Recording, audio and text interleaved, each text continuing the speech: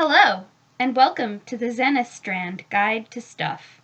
Today, we're going to talk about bleed. Bleed is, simply put, the blurring of the lines between your emotions as a player and your character's emotions.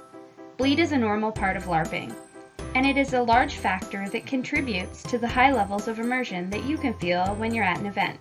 However, if it isn't recognized and managed, bleed can also easily be unhealthy.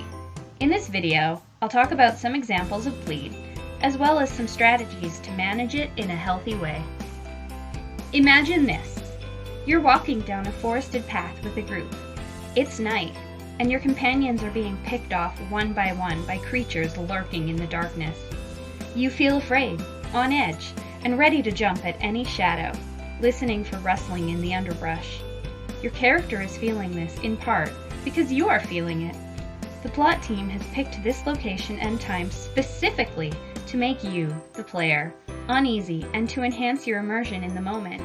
It is a form of bleed in, a type of bleed where your emotions as a player affect your character's emotions, and it is used in a healthy way. However, bleed in can be unhealthy if not managed properly. Let's consider this situation. Fred and Jane are two players who don't particularly like each other out of game. Fred's dislike of Jane bleeds into his character, Alfric, causing Alfric to dislike Jane's character, Jeanne. Fred either does not recognize this dislike as bleed, or he fails to manage it. So, Alfric hatches a plot and murders Jeanne. In doing so, he has brought their out-of-game conflict in-game and created a bleed-fueled loop of resentment, as Jane now blames Fred, and not Alfric, for her character's death. This could have been avoided if Fred had recognized Alfric's dislike of Jeanne as bleed, and instead of using it as a motive for murder, he had simply chosen to just avoid interaction with Jeanne. In addition to bleed in, there is the far more common form of bleed out. Bleed out is when your character's emotions affect yours as the player. Picture this. Two characters, Francois and Nereus, have a particularly vitriolic argument in-game about how Nereus's religious affiliations have been coming between the two friends. The scene has been a long time coming, and helps drive both characters forward, even if it marks the end of an in-game friendship. After the game, Brent, who plays Francois, finds himself still angry at David, who plays Nereus. This is where Brent needs to recognize these feelings as bleed, and be able to leave Francois' anger at Nereus in-game. If he doesn't, he runs the risk of damaging his out-of-game friendship with David. Bleed happens to everyone, but there are some strategies that you can use to make sure that the in-game stays in-game. These strategies won't necessarily work for everyone, and this is far from a comprehensive list, but here are some suggestions. First, check in with the other player after an intense moment. Did your character have an argument with someone?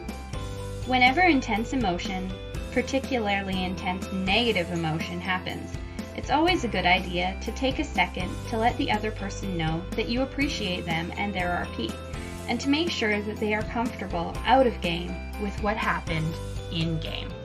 Second, know your enemies.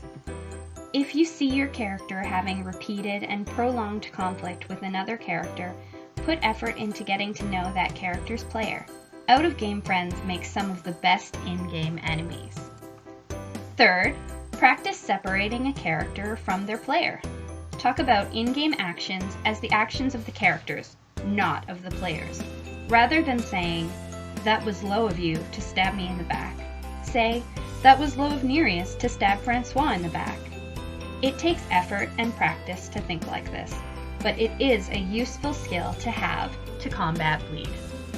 Fourth, take time to decompress and to examine your feelings after a game. Bleed can sometimes slip through unnoticed, and it is a good idea to take some time to reflect and to specifically look for it. Fifth, talk to people. Get to know the people you LARP with as people and not just as characters. People unrelated to game can give an objective opinion as well. Veteran players can provide insight on how to manage bleed. And remember, you have the liaison team that you can chat with as well. Finally, remember that LARP is just a game. We're all here for the same goal, to have fun.